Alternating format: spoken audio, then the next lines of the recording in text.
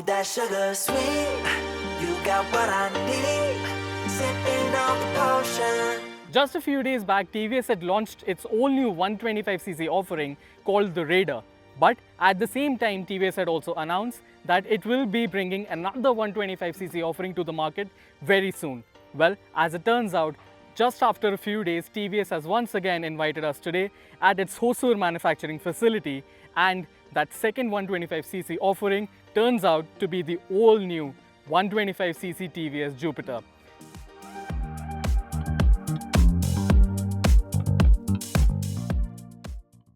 You're watching the autoX YouTube channel. You can also get your daily dose of all things automotive on our website, autox.com, and follow us on social media. Don't forget to check out our monthly magazine and make sure to hit the bell and subscribe button so you don't miss a thing.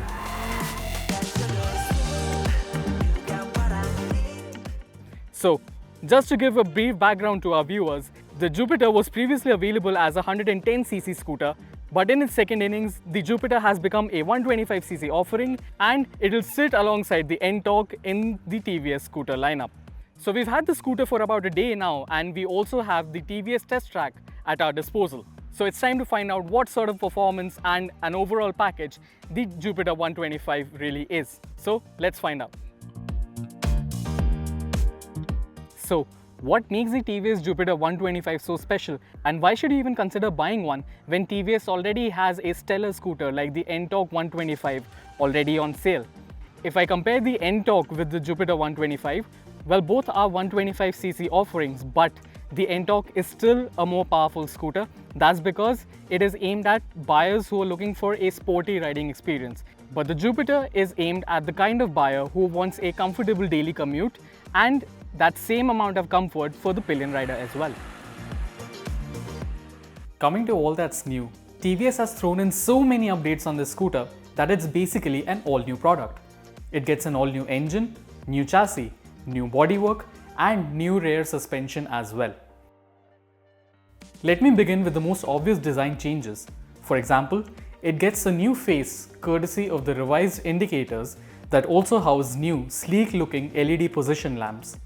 The LED headlight features a split design now, and if you look at some panels like the headlight housing and the side body cover, they come fitted with some snazzy chrome elements that give the scooter a very posh appeal, a very premium look.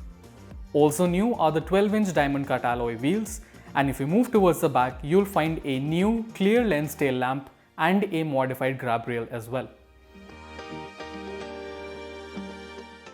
Well, if you think the exterior changes are the most significant ones, let me walk you through the ergonomic and mechanical changes. As I said, it's a 125cc offering, so TVS has thrown in an all-new 2-valve 125cc engine that develops 8.2 bhp and 10.5 Newton meters of torque.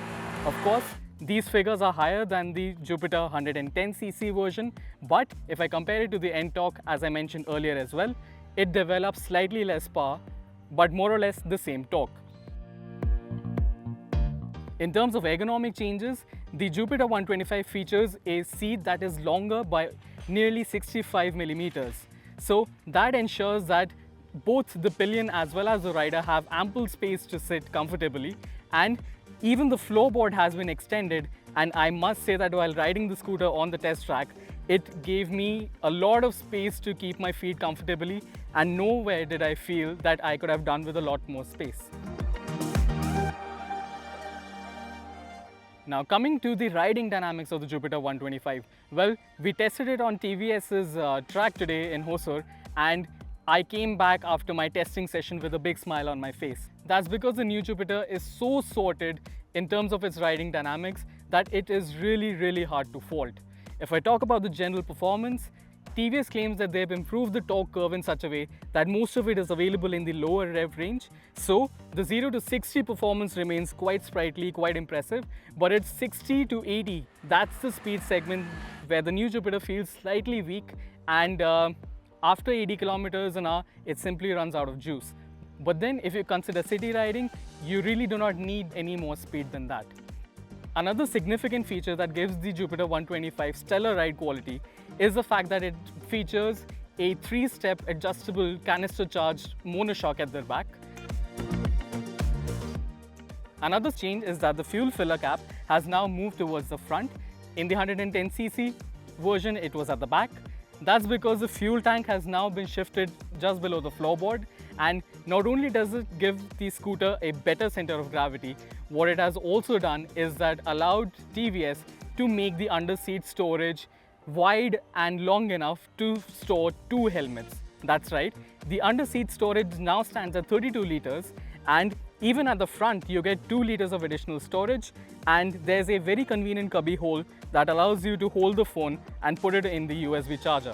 So, as I said, in terms of ergonomics, the Jupiter 125 takes the game to a whole new level.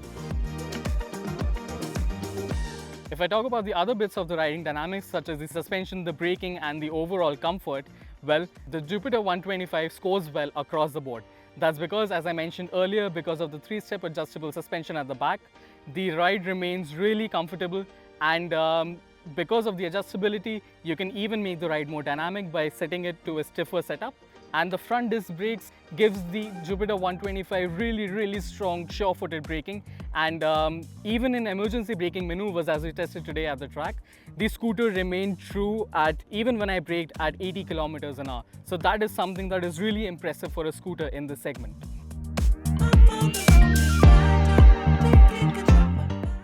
So, to answer the all-important question, why should you choose the new Jupiter if you're out to buy a 125cc scooter? Well, it looks good, offers an appreciable number of features, sets a new benchmark in terms of ergonomics, and most importantly, it offers a very good combination of performance and riding comfort.